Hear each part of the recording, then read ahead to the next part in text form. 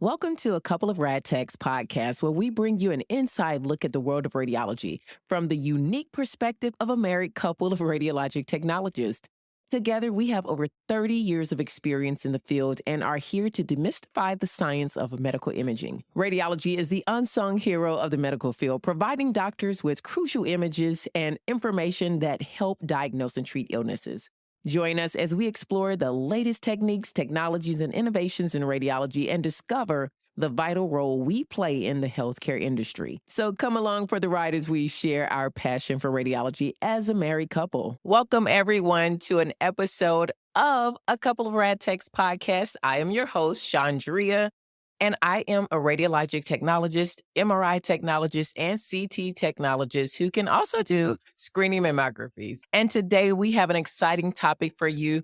We're going to jump right into the journey of becoming a radiologic technologist because I have gotten that question over and over in my DMs on social media. I think it's about time that I give you guys what you want to hear. But first, I want to thank my sponsor, Magic Mind, for sponsoring this episode. I'm going to give you some details on how you can get your own Magic Mind with my discounts. Stay tuned, and thank you again, Magic Mind, for sponsoring this episode. This episode is whether you're a prospective student, a healthcare enthusiast, or just curious about what it takes to become a radiologic technologist. You want to stay tuned.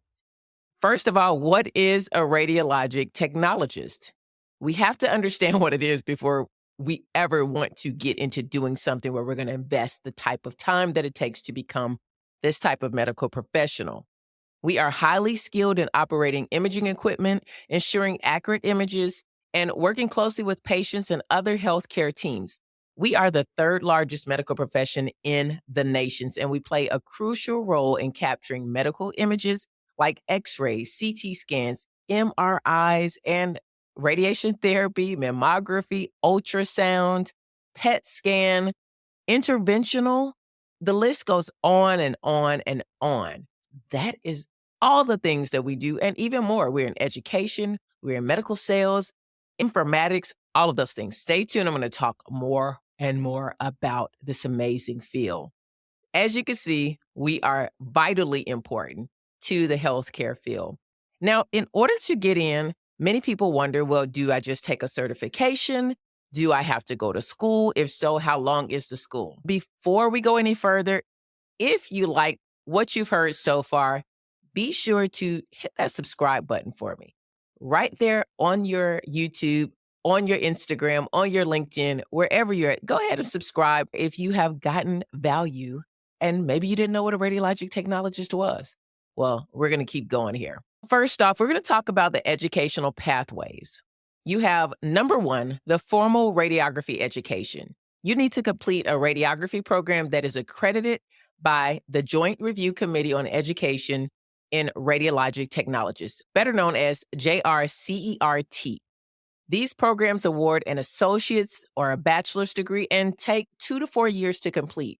They provide both classroom education and supervised clinical experience in radiography. Very important that your program has this certification, you guys. If you didn't hear anything else, be sure, because there are some programs out there that are looking for technicians. That's a dead giveaway, just in my opinion. Number two, coursework. Typical courses include radiation physics, biology, imaging procedures, patient care, anatomy, pathology, equipment operation, radiation protection, and medical ethics. Programs also include at least 1,200 hours of hands-on rotations in a radiology department. And let me tell you, you cannot skate through this portion. You must pass all of this, and it's all done at the same time. A lot of hands-on and a lot of classroom. Third, licensing and certification. After you graduate from an accredited program, you must get licensed or certified in most states to work as a radiologic technologist. Certification exams are offered by the ARRT, and that stands for American Registry of Radiologic Technologists. Common credentials include Registered Technologist, or RT. That is important. So if any of you guys out there have gotten an x-ray or any kind of radiology exam, be sure to ask the technologist performing the scan, are they an RT? If you cannot remember Registered Technologist. Ask them. You'll be pleasantly surprised in some states that some are not. Number 4, continuing education. Most states require licensed radiology techs to complete 24 hours of continuing education every 2 years to keep up their skills, knowledge, and credentials. They have to stay current. So this is not a get certified one time and you are in. No, it is regular credentialing. And we're going to talk about what happens if you let those credentials lapse.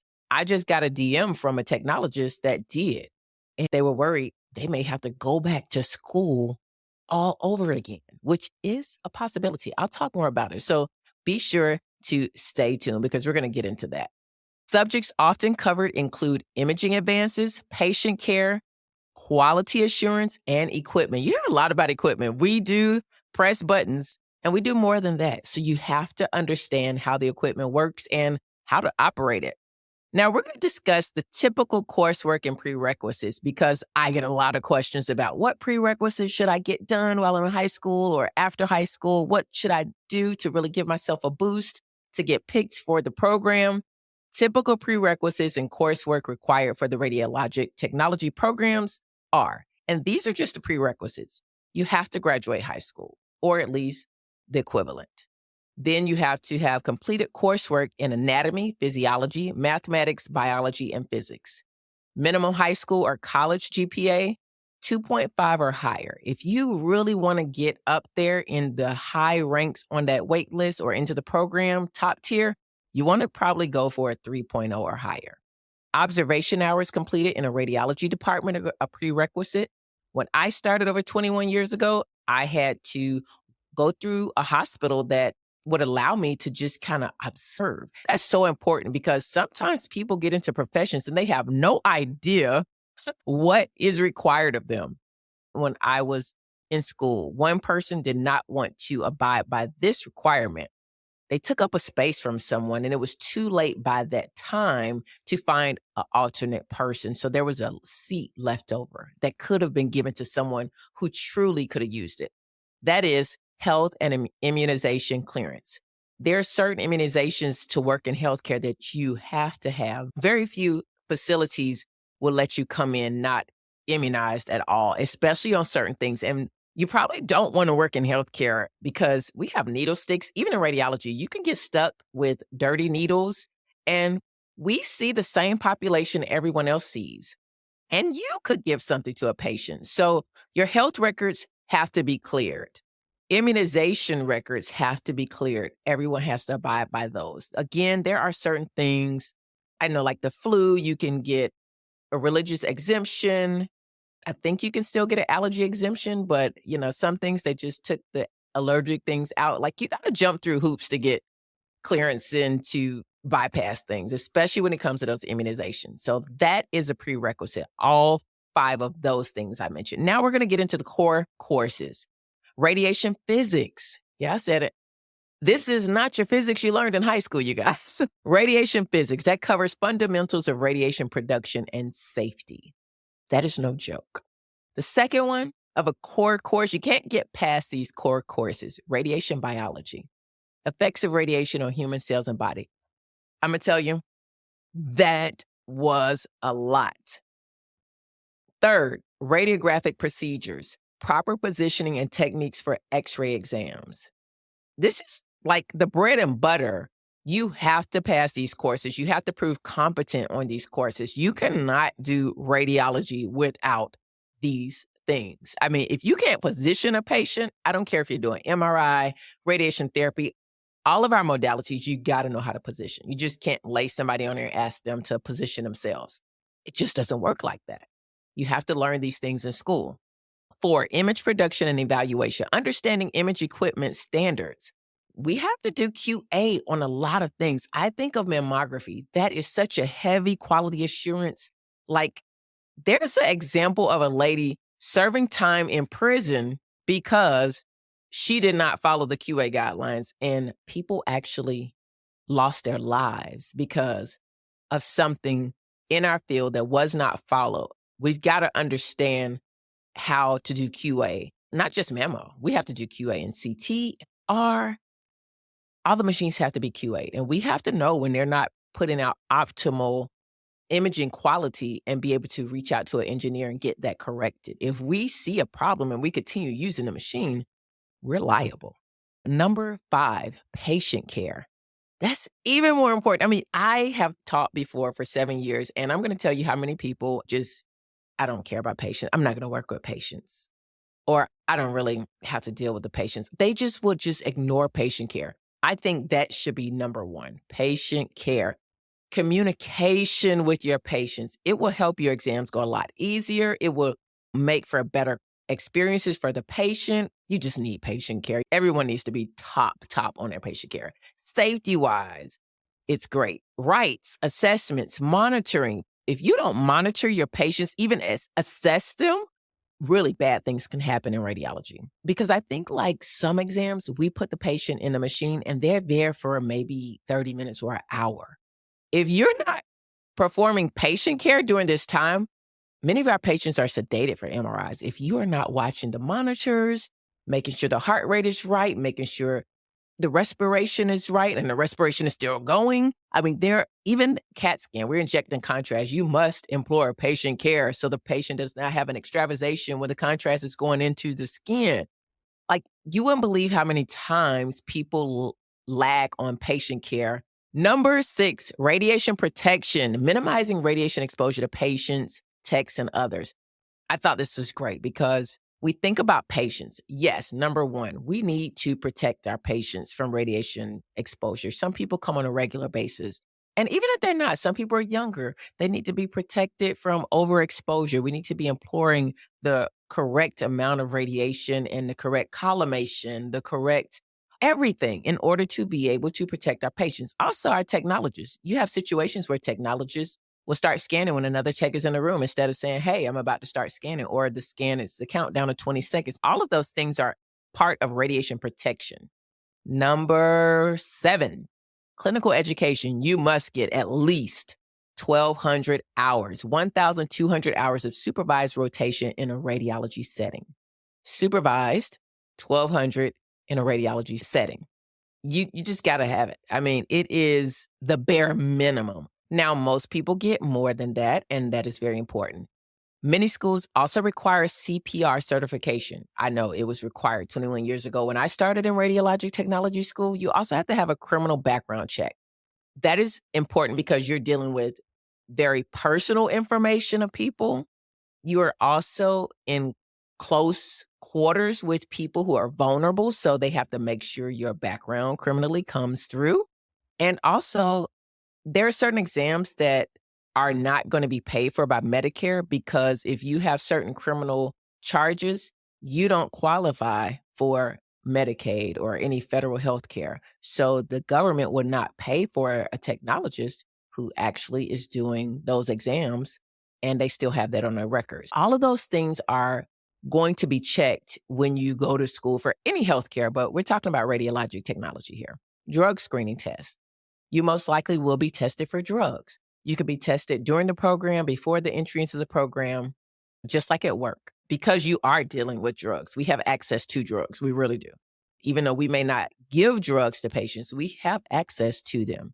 And you have to also physically meet the requirements to do the program. If you can't stand for long periods of time, if you can't walk long periods of times, if you can't even lift a certain amount of weight, this is probably not the profession for you.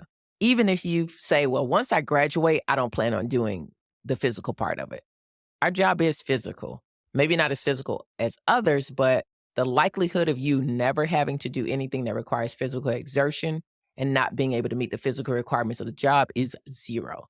And you probably will never get to a facility to where they let you just sit down and they do all the lifting and picking up and moving. Not going to happen at all. Just a tip, those are some great things to know about the course.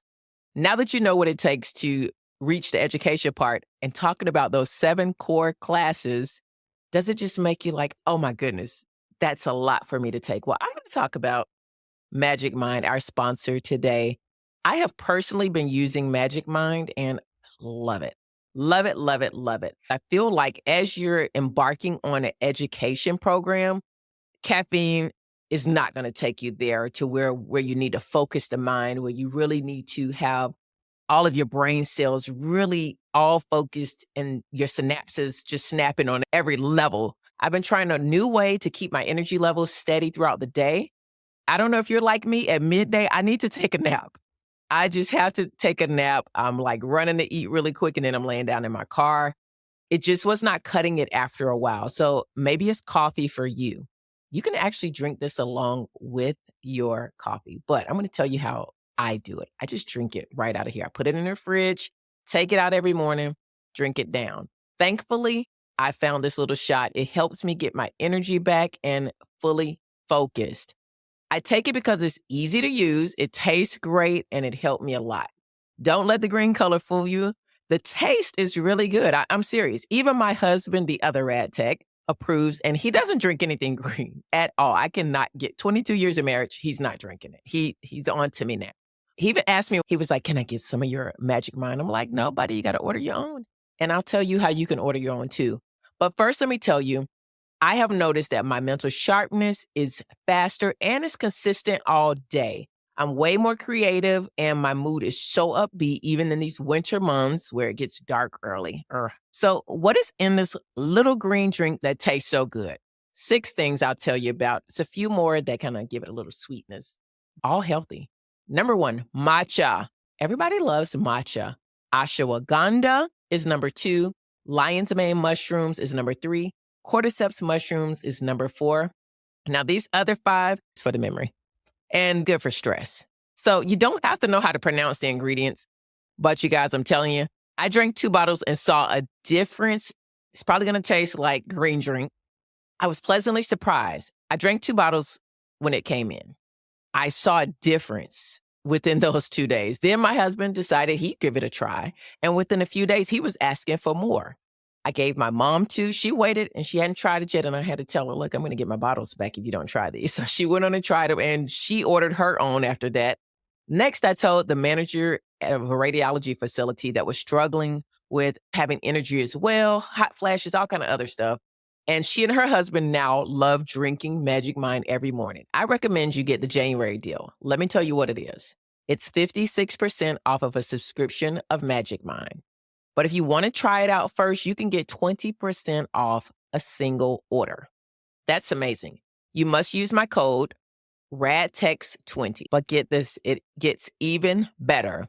Only this January, Magic Mind wants to help you gear up to crush your 2024 fully focused. You get 1 month for free when you're subscribing for 3 months at magicmind.com/JAN RADTEX and use my code RADTEX20.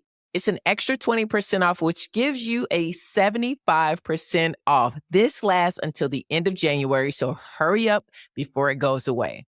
Now, let's get into the clinical training. I love the clinical training part, being able to work with the patients. You get to rotate through essential and significant components in the radiologic technology training. And this is for several reasons. First, you get to bridge the theory and practice. Hands-on experience allows students to be able to apply the knowledge from textbooks and lectures to real patients and situations. That is so important. Working under licensed radiologic technologists helps students and allows students to connect imaging science concepts to practices in an actual healthcare setting. I've heard other healthcare professionals who only do didactic or classroom work, textbooks, writing care plans. And when they get into the hospital, that's when they finally get to practice on patients. That's why I love radiology. Number 2, skill development. Clinical rotations provide the invaluable repetition and coaching needed to master positioning patients using radiography equipment properly, critiquing images for quality, and more specialized modalities. Faculty and preceptors supervise and provide feedback to help students hone in those technical skills. And I'm going to tell you guys, they are not just going, okay, pass, pass, pass. No. The technologists really want you to be able to see every situation, be able to work it out on your own, but they are there to help you. And as a student, I encourage you, take it all in, learn the different ways that each technologist is going to teach you. I'm gonna tell you, it is humongous when you actually get into the field. You'll go back and say, I remember how so-and-so did this. You finally see something and you're like, oh my goodness, what he or she taught me is going to actually work. Number 3, patient care abilities. During clinical training, students learn how to interact with sick and injured patients, develop patient assessment abilities, practice ethical protocols, ensure safety and comfort needs, communicate effectively, and demonstrate compassion. This is going to help them become more patient-focused radiologic technologists. And I'm going to tell you, nothing is better than a patient-focused radiologic technologist. Put yourself in a situation. I have been a patient before in the radiologic technology patient, and I'm going to tell you, I have had good and bad experiences where people forget the patient-focused part of their job. And it can be easy to do, but we've got to pull back and realize that one day we are going to be patients as well. We're not always going to be the caregivers. How do we want to be treated? Number 4, preparedness for practice. By exposing students extensively to the workflows, team dynamics, and challenges of a real radiology department, they would transition more seamlessly into professional practice at the graduation. The clinical immersion develops confidence and readiness. I say yes to that because I really felt like I was prepared to go from school to the actual working world. I was ready by my second year. I felt like really prepared. And that is what your clinical training does. Number 5, finally, professional socialism. Rotations allow students to apply their new radiologic technology identity, network with practicing team members, demonstrate their work ethic, and start navigating healthcare cultures. It is a culture. Every modality in radiology has a culture. The more modalities you rotate through, I'm going to tell you, you learn what it means to be a technologist, and you're able to really, really network and move through the radiology departments and professions seamlessly after that. And it's essential to your future career growth. As a student, you're always learning, you're always interviewing, you're always networking. Don't forget, as a student, you are also showing up as a professional as well. Clinical training has all of these 5 valuable things. You have to deal with equipment and procedures that in your clinical rotation, equipment is a big part. So in your clinical rotation, equipment and procedures are going to be huge. So we're going to discuss some of the equipment and procedures that you as a student will learn about.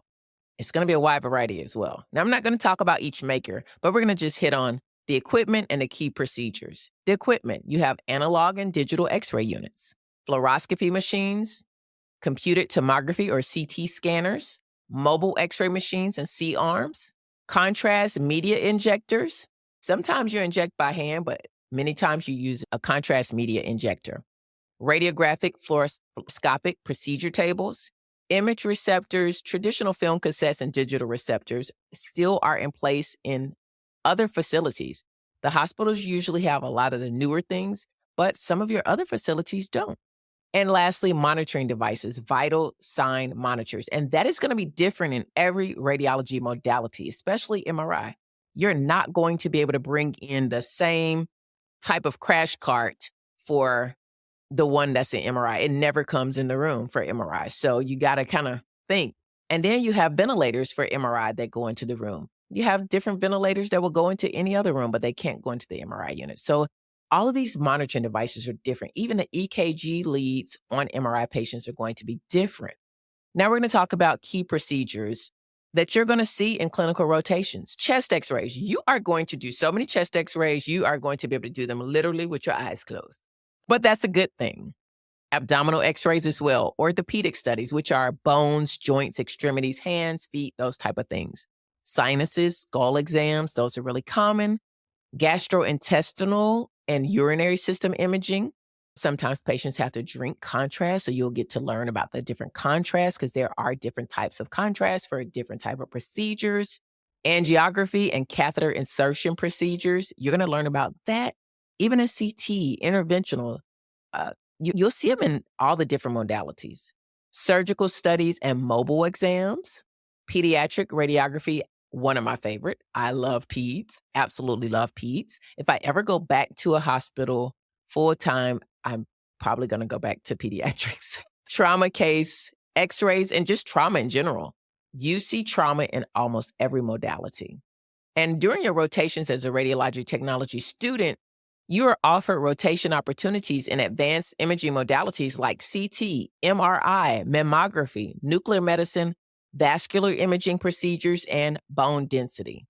And working alongside radiologic technologists and clinical instructors during these 1,200 plus hours of clinical requirements, you gain as a student invaluable experience operating state of the art medical imaging technology and performing these broad scopes of radiographic procedures on real patients, which is going to prepare you for the real world after graduation. Oh my goodness. So I would love for any of you, if you are technologists, in the comments, share your personal experiences during your training. Leave a review. Let me know what was your experience with radiology school. If you're in school now, if you're a technologist, I would love to hear it in the review or in the comments. So my personal experience during training, I enjoyed it. I took advantage of it. If you've watched my videos, you will hear me always talk about how I went to a 2-year program with the option for 4. I opted for 2 because I was grown and I needed to work after school. I worked as a truck driver. I had several businesses, and my last one was driving trucks for FedEx. And I have a CDL still to this day. I finally let go of a lot of my certifications or endorsements, but I still kept a few because FedEx paid for all of those. And I used to drive. I love driving, but I knew it was a stepping stone for me to go to school for radiology. So I worked for a year, saved up all of my money, moved back home, sold most of my things except my car and my TV and my bed. And I moved back home, which was huge for me because that's hard to move back home. But I am so grateful to my mother for allowing me to do that and not have to worry about having to work my first year. She was like, just finish school, honey. Just finish school. And I am so grateful for that. So if you got someone in your life that is supporting you, however they're able to support you, thank them. And if you can't thank them now the way you really want to, just say thank you. And then when you get some money and you want to do something for them, do it, whatever it is. But they just want to see you succeed. My experience was I applied to all 4 programs that were in my area. 2 said no and 2 said yes. One was a private, expensive university, and the other one was a hospital-based program. And I was like, oh my goodness, I can't afford that one, but I really didn't want to go to the other one. The one I wanted to go to didn't accept me. It was a hospital-based program as well, but it's one of the top trauma centers. And I just really wanted to go there, but they didn't accept me. So what was a girl to do? My mom was like, you're taking the private university and we're going to get you money. And I'm going to tell you, I'm glad I did it because it taught me so much about networking, about different type of facilities because they own so many facilities. I was able to go to a plethora of facilities to learn. And that was the key thing for me, I think. But in my first year, I wind up finishing all of my prerequisites that I talked about earlier. We have a certain amount of exams to get done during the 2 years. I got them done in 1 year. I just put the pedal to the metal and I did it. And in the second year, there was nothing left for me to do as far as exams. I still had to get the hours, but I didn't have any exams. My goal was to rotate through every modality in radiology that was present then. There was no PET scan back then. And nuclear medicine, I wasn't really interested in. Really like the only one I didn't rotate. Radiation therapy was my first thing. I rotated through there for months. I enjoyed myself. I really wanted to do that. I applied for that after school, but I was not accepted. But CT was my second one that let me rotate through that. I learned how to do IVs while I was still a student in X-ray, which translated over to CT because you had to do your own IVs. And I got plenty practice in CT to do IVs, but I really enjoyed CT scans back then. And they were slower scanners, so the technology has changed a lot. But I wound up getting a job after school. X-ray was offering me a job. CT was offering me a job. It was more money. And I took it. And then I wound up getting a management job after that at a urology office. And I did other few things as well that were within the radiology realm, which was giving me experience. And I really appreciated my training. Take advantage of your training and all the opportunities that you can get your hands on while you're in school. It will pay off once you graduate. Now, we are coming to the wind down of this conversation of how to become a radiologic technologist. Let me know if you guys really are getting value out of this. And be sure to subscribe. Be sure to download this episode. Be sure to leave me a review if you can, please, so I can know what you liked about it, what I can do better next time. I want to bring really valuable content because I really love this profession. This is a great profession. It's been very good to me and my family for the 21 years that I've been a part of it. And my husband for about 16 or 17 or 18. I'm not sure. I lost count. Maybe when he becomes a guest on here, he could tell me how long he's been a radiology technologist. But now we're going to talk about the certifications and licensing because you guys, we are not just go sit down and take a little certification and now you're a rad tech. No, they are important to get and to keep. I am going to say that again. They are important to get and to keep. You have to be certified, get certifications and state licensing. They are crucial credentials for radiologic technologists for several important reasons. I'm going to give you 4. Number 1, it validates expertise. When you obtain credentials from the American Registry of Radiologic Technologists, or ARRT, it proves technologists have met the nationally standardized testing measures of knowledge and clinical competency. This assures healthcare employers and patients that they are qualified to perform radiography duties. Remember earlier when I said if you're a patient listening to this podcast or watching this somewhere else, please ask the person that is doing your radiology exam, are they a RT? That is a registered technologist. That is someone who is certified and has had the training and the clinical competency and the knowledge to perform radiographic procedures on patients. That is key. Number 2, meets legal standards. Many states legally require radiology techs to obtain a state license in order to operate radiography equipment and to work in healthcare settings. Certification is often needed prior to state licensure. Staying properly credentialed is necessary to comply with regulations. Number 3, advances the profession. I am all about that. When technologists earn the proper high-stakes certifications and licensure, it increases trust in the entire field's commitment to education, safety standards, evidence-based practices, and quality patient care. This cements radiography's status as a respected medical profession. And that is why I do this podcast, because I know we are professionals. I want to advance this profession. I love it. It's been really good. And I have been a patient before I was actually a professional in radiologic technologies. I've been getting exams under fluoroscopy as a kid for years. I have a family member that got into radiology, and that is how my love of it began. I definitely want this profession to advance, and I hope you all get more knowledge out of what we do as radiologic technologists and the training we have to get and keep. Number 4, supports mobility. Widely recognized and standardized national credentials like the ART, certification facilities, reciprocity, and license transfers between states to provide better job mobility for radiologic technologists. That's key. Imagine if you got all this training and you move to the East Coast or move 3 states over, they got different rules for radiologic technologists. Now you got to go back to school all over again. No way. Oh my goodness. I would never want to do this profession if that was the case. So these certifications and licensing, especially by the ARRT, are vital. I'm going to explain the process of obtaining necessary certifications and licenses. Here are some typical steps to earn these essential qualifications and state licensing to work as a radiologic technologist. Notice there are 2 things, certifications and state licenses. There are 5 states in the U.S.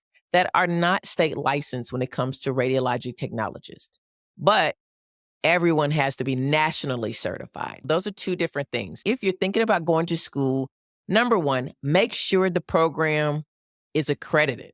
They are accredited. And by whom? Who would they be accredited? By the ART?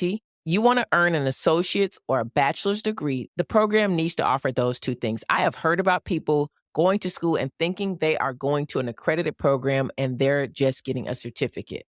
That is not a JRCERT. Remember I talked earlier about the Joint Review Committee on Education in Radiologic Technology? They are the governing board that accredits programs, and they make sure these programs stay up to date. They are on it. If you go to a program that is not JRCERT certified, you are wasting your money. There, I said it. Your program has to be an associate's or a bachelor's program. There are no more certification programs out there, no more hospital-based programs that are not attached to an associate's degree minimum. I am doing this so you guys don't waste your money. There are a lot of people out there going to programs that are not accredited. There are people out there, schools out there that are passing off to unsuspected people. They can be a registered radiologic technologist and they are not accredited. Number one, make sure the school is accredited by the JRCERT. Number two, get nationally certified.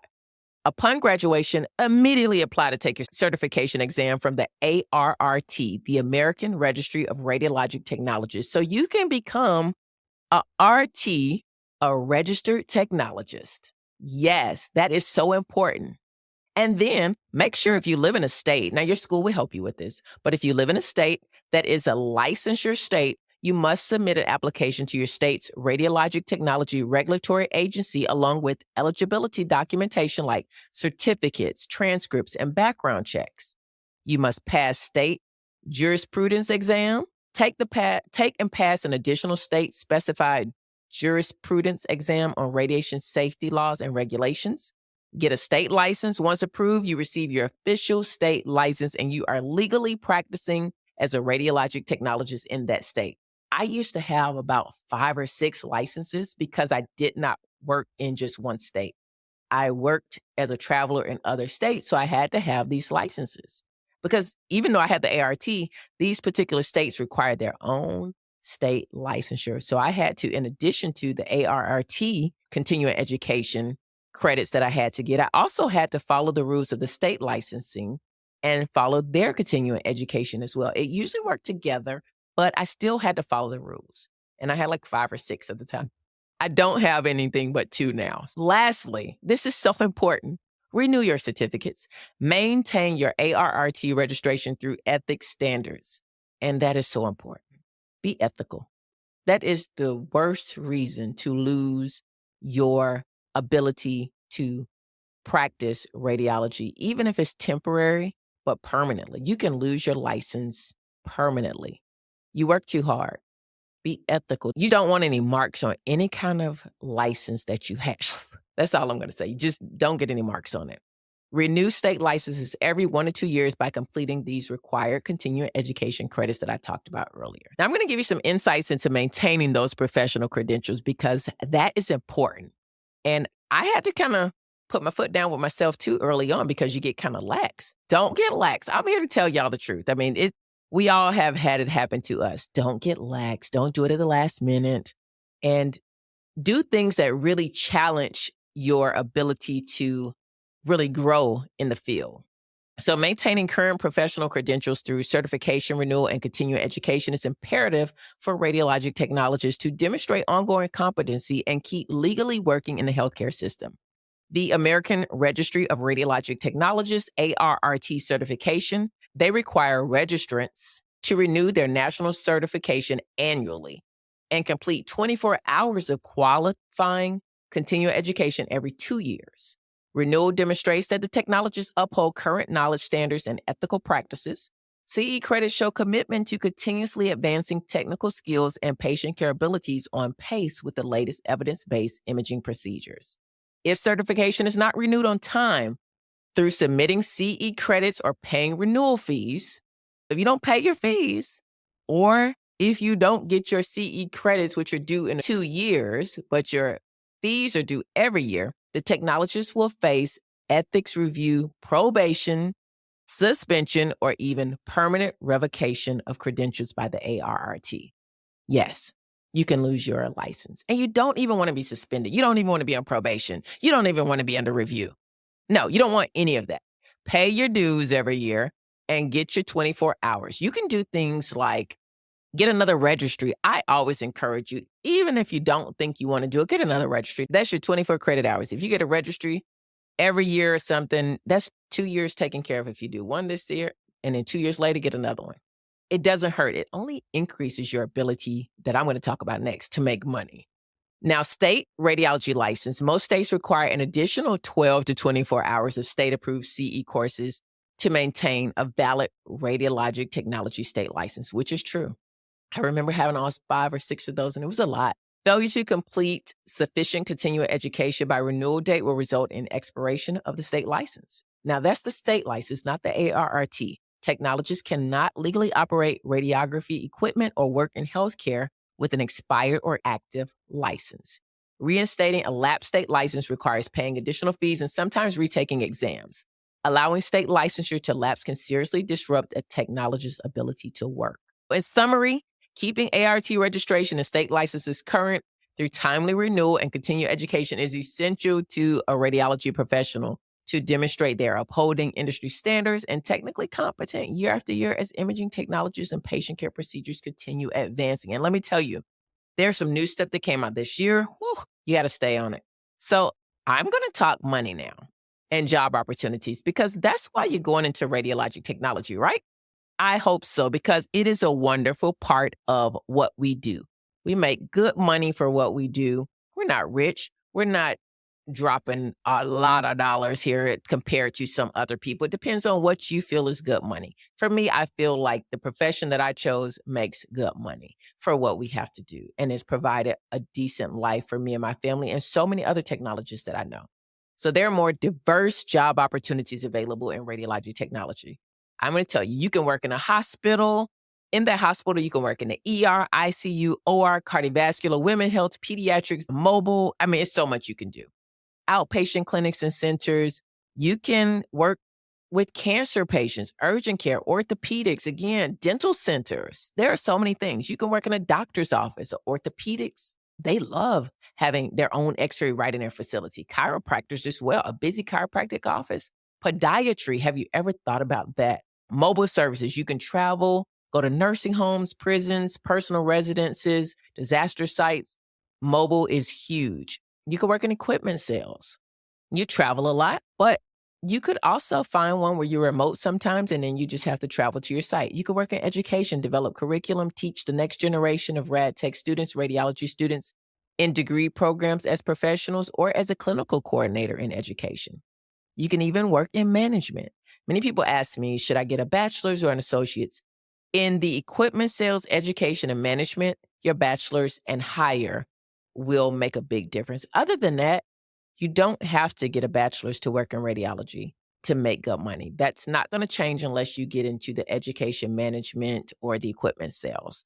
That's where your education is really going to either help you or maybe hold you back. It depends because even people with associates have these positions because they have the experience, depending on how bad they want you. Now, I'm going to highlight MR and CT because that's what I do.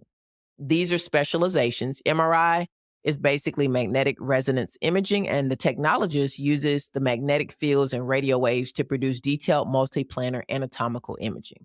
And they specialize by getting additional certifications. We have to give contrast. It's a gadolinium dye. We have to monitor patients. We have to set people up on tables. Positioning is huge in MRI. If you do not know how to position and not interested in learning about positioning, you probably do not want to do MRI. It is heavy on the positioning. How you place that patient on the table is how good or bad your scan is going to be. And it's no getting it right unless you know how to put the patient on the table and position for tendons, ligaments. Like MRI, we don't just scan bones. Many times we rarely scan for bones. It is usually for tissue, ligaments, organs, vessels. If you don't know your anatomy or know how to position or know where to set things up to get vessels, you're not going to be able to do it. It's really complex. It's very complex. And you need an extra ARRT credential that's going to enhance your income and marketability. Now, I always say I think you should go for CT. If you do MRI, you should always do CT along with it. To me, they're like brother and sister. Yeah. But it's computed tomography. It uses x-ray detectors. So the same principles from radiology technology school. So you're not changing principles like you are in MRI. So it may be easy to go from x-ray radiologic technology school to CT school and then to MRI school because the concepts from CT to x-ray don't change. It's radiation. MRI is where you change. It doesn't use ionizing radiation. But CT is the same with MRI. Cross-sectional slices. You're able to employ both of those in the two, MRI and CT. Those are the similarities with that. That's why they kind of work together. And most facilities who have a CT scanner have an MRI scanner. So they would love to have a technologist who can scan both. Wow. One tech that could do everything. That's amazing. So other specializations are going to be manager, supervisor, interventional radiology technologist, mammography technologist, bone density technologist, radiology educator, trauma or emergency radiography, operating room radiography. There are people that specialize just in those areas. Radiology informatics, that is huge. I want to learn more about that. I've got someone coming on this podcast later to talk more about that. So stay tuned. Make sure you guys subscribe and leave a review. Let me know if give me some ideas of things you want to hear as well. And number 10, teleradiology. You get to send images to offsite radiologists. There are people that work in departments where they work remote or they do the 3D and teleradiology. They do this stuff and they send it remotely to the doctors. It's just really amazing. And medical imaging research. A lot of people don't know about this. I was able to do this for a few years. I loved it. I absolutely loved it. And veterinarian MRI. I had a couple offers to work at a huge veterinarian clinic, horses and just a lot of large animals, and they did their own MRIs. Now we're going to talk money here. Cha-ching, cha-ching, cha-ching. This is just an average because one thing about radiology, I get this question a lot on my social media. How much do you guys make?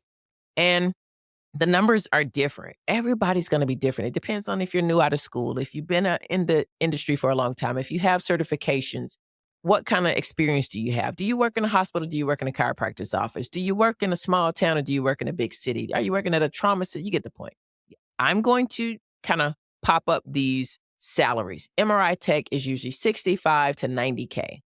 And then you have your levels. So different levels. You might be an MRI Tech 1. So you're not going to make what an MRI level 3 would make, or a manager, or MRI sales rep, or MRI clinical instructor. Everybody's going to make different depending on where you're at. CT technologists are usually 60,000 to 85,000. Now, again, if you're on the West Coast or somewhere where the cost of living is a little higher, or you're working at a facility that pays more, there are so many variables to this, but this is just a general idea, an average, okay? So please don't hit me in the comments and go off that I'm leading you guys on, but I'm telling you the truth. Next, manager supervisor, 80,000 to 115,000. Interventional radiology tech, 65 to 95,000. They take a lot of calls. This can up your pay in the call, the amount of call they take. Mammography technologist, 60 to 80,000. Bone density technologist, 55 to 70,000. Radiology informatics, 70,000 to 100,000. Medical imaging researcher, 75,000 to 120,000. Radiography clinical instructor, 65,000 to 80,000. There you have it. That's the money, you guys. That's the money. So there are certain things you could do to increase the money. So don't think that is like locked in. And the other way is get to know technologists as you're in school. Talk, network with them. Don't just come right off the bat and say, how much do you make? You're probably not going to get either a truthful answer or answer at all. Befriend people, get to know people, show your work ethic, show your abilities. And as conversations happen, you'll get to understand how you can price yourself, and people will be willing to help you to negotiate so you can come out making your worth, or at least know how to average it. I'm just going to give you a glimpse into the day in the life of me as an MRI tech. Typically, I'm not jumping out of bed because I'm not a really big morning person, but it depends. Sometimes I'm going to start really, really early. Patients will be there at 6 a.m. Other days, patients aren't there till 9 a.m. So it depends on when I start, but my day usually starts in the morning. I arrive at my department in my scrubs already.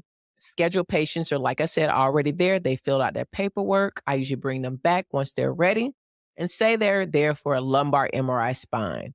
Depends on if they're getting contrast or not. If they're not getting contrast, of course, you greet the patient. I also verify who the patient is.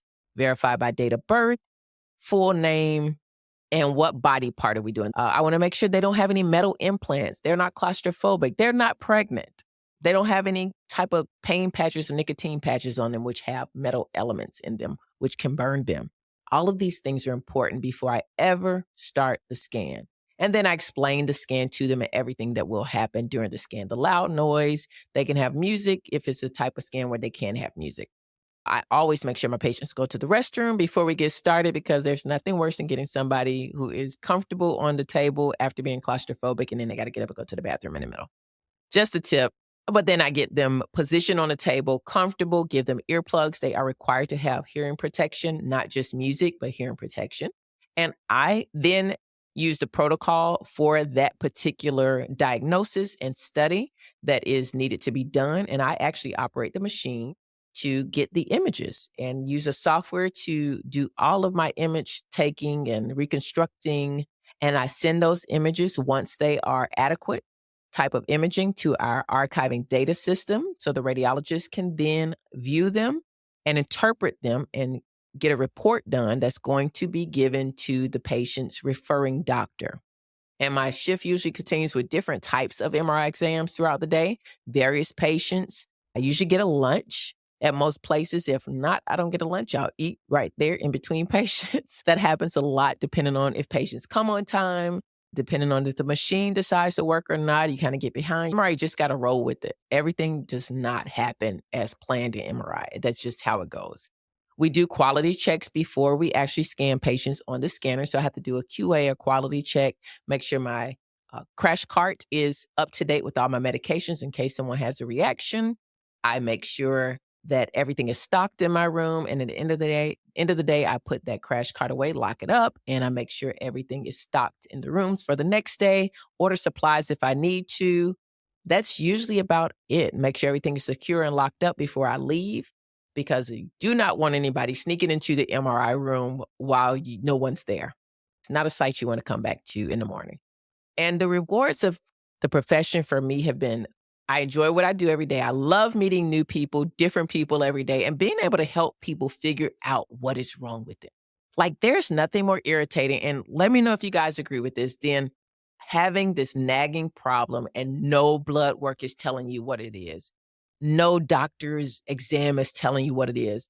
But you get this radiology test and it is going to open up everyone's eyes to what is going on most of the time inside of your body, because there's nothing like radiology that can see within the body, within vessels.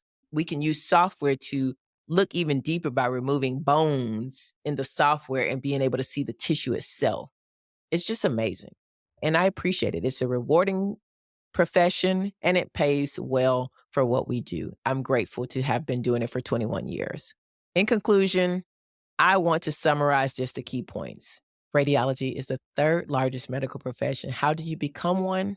Number one, apply to the school and apply to all schools, as many as you can. In school, make sure you get all your prerequisites done, get your GPA up, shadow at a radiology facility as a student. Do your best. Give it your all. Make sure you specialize. Learn new modalities. Stay up on your certifications, your CEUs. Make sure you network. Have the rewarding career of making the money that you need to make to enjoy life and take care of yourself and your family. I encourage you, ask questions, share your thoughts in the comments. Be sure to check out my other episodes. And until next time, thank you for watching and be sure to subscribe. Have a good day, everyone. And that's a wrap for this episode of A Couple of Rad Techs podcast. We hope you enjoyed our discussion of the fascinating world of radiology and learned something new about the role we play in the healthcare industry. If you have any questions or topics that you'd love for us to cover, feel free to reach out and let us know what they are. And you guys, please, if you enjoyed this podcast or any of the other episodes, we want to hear what you thought. Leave us a review. Mama's got to pay her bills. It helps. And until next time, stay tuned for more insightful and informative episodes of A Couple of Rad Techs podcast.